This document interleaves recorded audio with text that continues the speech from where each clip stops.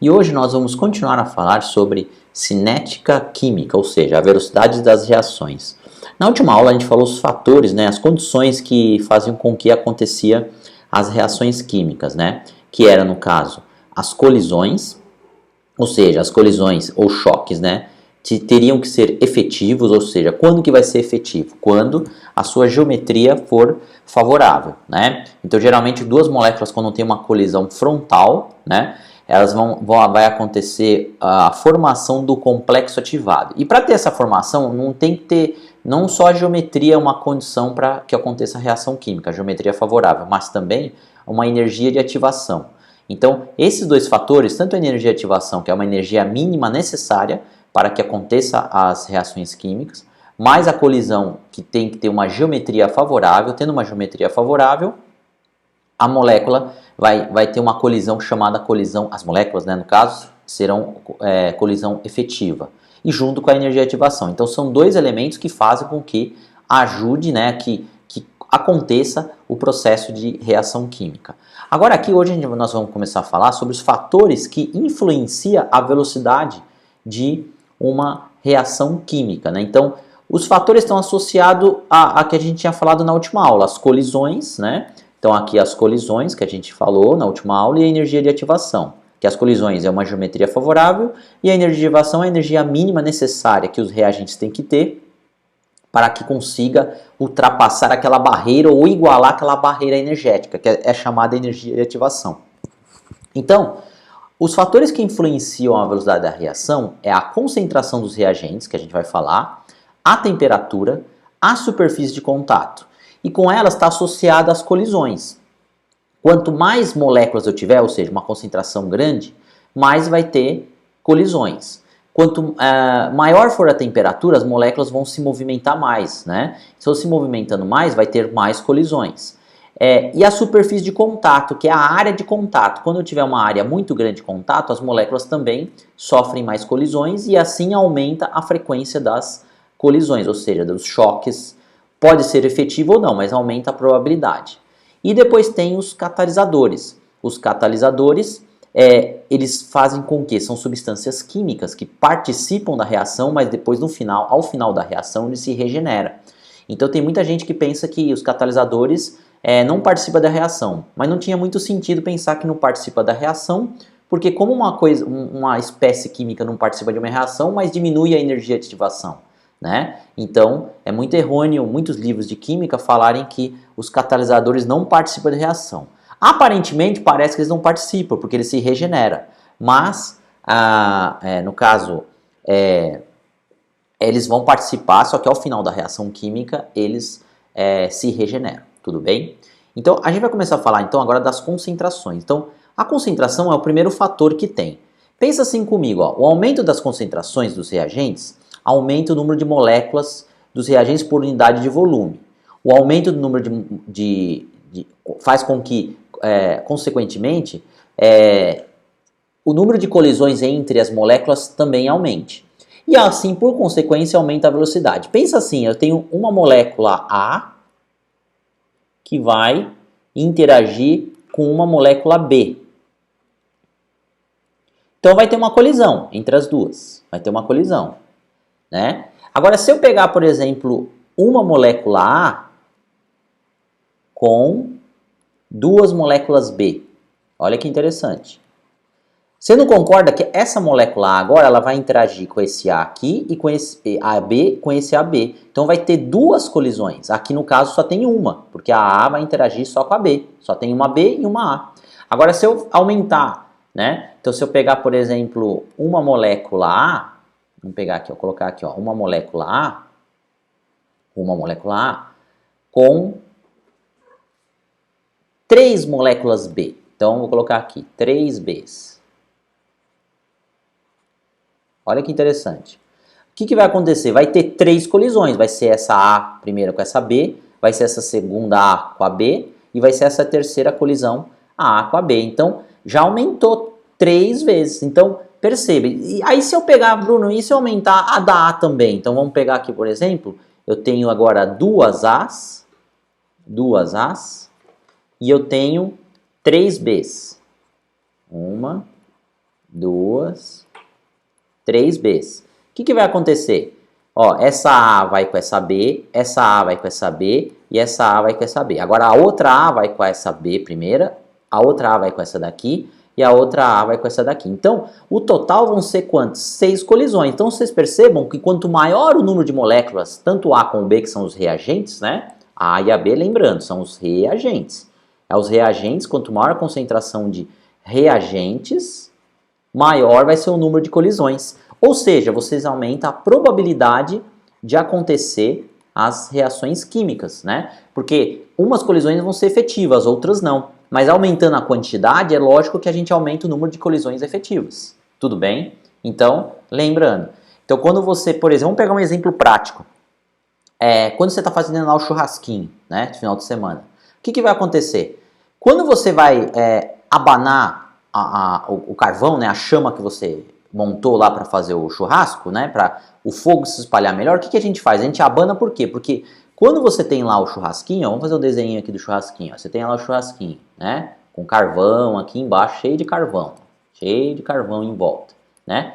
Quando você abana, o que vai acontecer? Você concentra a maior quantidade de oxigênio que tem do ar para esse carvão, né? Então esse carvão vai ficando mais oxigenado, ou seja, quanto mais oxigênio tiver, esse carvão vai queimar, porque vocês sabem que para ter uma combustão, nós precisamos ter oxigênio, não adianta ter só o combustível. Você tem lá a gasolina do carro.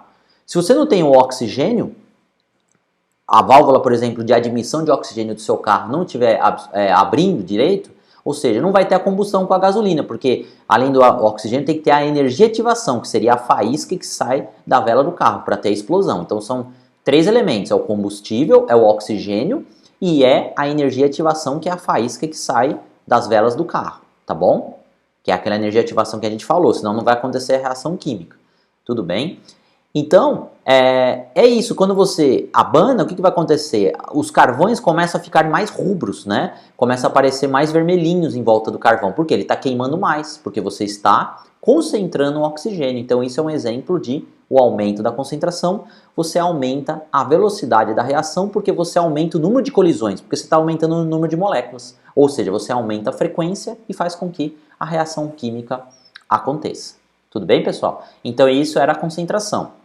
Aí aqui tem um exemplozinho que eu já tinha acabado de falar, ó. Uma reação A com B, uma com A, duas com B. Aí eu aumento o número de possibilidades, ó. Terceira situação, 2A com 2B, ó, foi para 4. 3A com 2B foi para 6. Então, à medida que você vai aumentando as concentrações, o número de possibilidades vai aumentando. Então, faz com que as reações químicas aconteçam, tá? Aí aqui tem um exercício resolvido que eu queria fazer com vocês. Parece bem difícil, caiu na FUVEST 2015, né? Aqui está falando do eugenol, que é uma substância extraída das plantas que pode ser transformada em seu isômero isogenol, muito utilizado na indústria de perfumes. A transformação pode ser feita com uma solução alcoólica. Vocês estão vendo que aqui tem o eugenol e aqui tem o isoeugenol. Então foram feitas 3 experimentos de isomenação, a mesma temperatura. Tá. Então ele está falando que é a mesma temperatura com volumes iguais, para não dizer que está sendo diferente, né?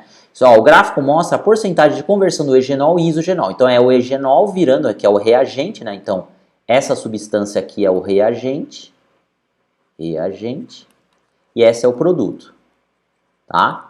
Aí tá falando que as 3 substâncias estão em mesmo volume e foram usadas soluções alcoólicas para ajudar na reação química, né? Para a transformação do eugenol com isoeugenol.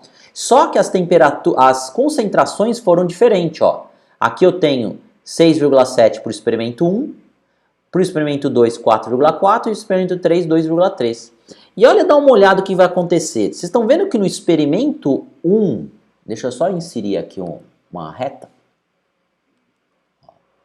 No experimento 1, nós temos o quê? Nós temos o tempo que a substância eugenol virou isogenol foi no tempo mais ou menos 1 hora, mais ou menos, ó. Vai ser aqui, ó, mais ou menos 1 hora, tá vendo? Agora, a gente pega lá 1 hora mais ou menos, tá vendo? Agora, na situação 2, né, que é o gráfico 2, a concentração é 4,4. Então, vamos colocar aqui a reta novamente.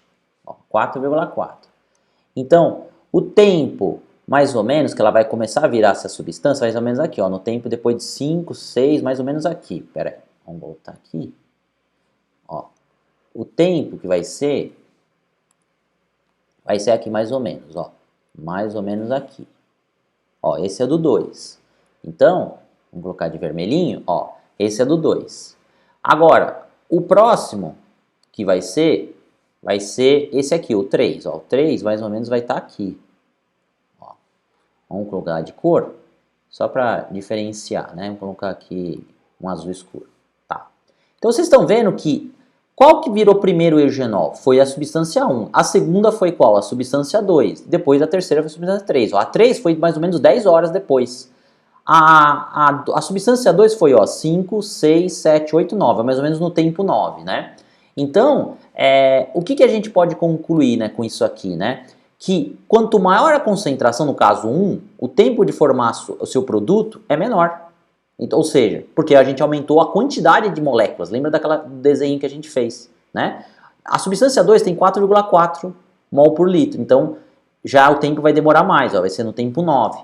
E a substância 3 tem quase metade da substância 2, vai ser no tempo 10, né? Então, vocês estão vendo que quanto maior a concentração, menor vai ser o tempo. Ou seja, menor o tempo, maior vai ser a velocidade. Tudo bem, pessoal? Então, vamos agora para a pergunta aqui.